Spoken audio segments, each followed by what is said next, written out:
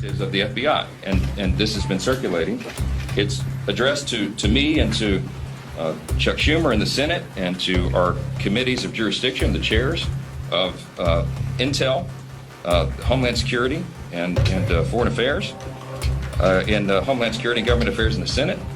And it begins, dear Mr. Speaker and Chairman leaders, as former senior executives of the Federal Bureau of Investigation with deep experience combating dangers to the nation, we write to express our concern about a current specific threat that may be one of the most pernicious ever to menace the United States.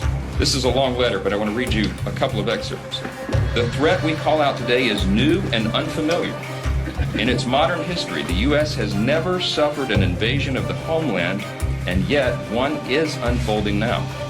Military-aged men from across the globe, many from countries or regions not friendly to the United States, are landing in waves on our soil by the thousands, not by splashing ashore from a ship or parachuting from a plane, but rather by foot across a border that has been accurately advertised around the world as largely unprotected, with ready access granted. It would be difficult to overstate the danger represented by the presence inside our borders of what is comparatively a multi-division army of young single adult males from hostile nations and regions whose background, intent, or allegiance is completely unknown.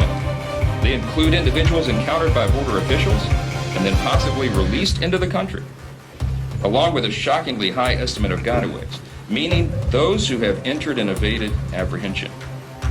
I'll read you just a few more lines. The country possesses dramatically diminished national security at this time because of this invasion, as our former FBI and Intel officials said. They said we would be remiss not to call out this potentially grave threat in most direct terms. The warning lights are blinking. Any violation of the nation's immigration laws increases risk, but the surge in numbers of single military-aged males descending upon American cities and towns is alarming and perilous. Additionally, they are not from terror-linked regions. They are not just from terror-linked regions, but from China and Russia as well. Hostile adversaries of the U.S. with aspirations to devastate national infrastructure. Last line, I'll quote it. The country has been invaded, an invasion that will continue as long as the nation's enemies perceive it will be tolerated. And it's signed by all these former officials of the FBI and intelligence.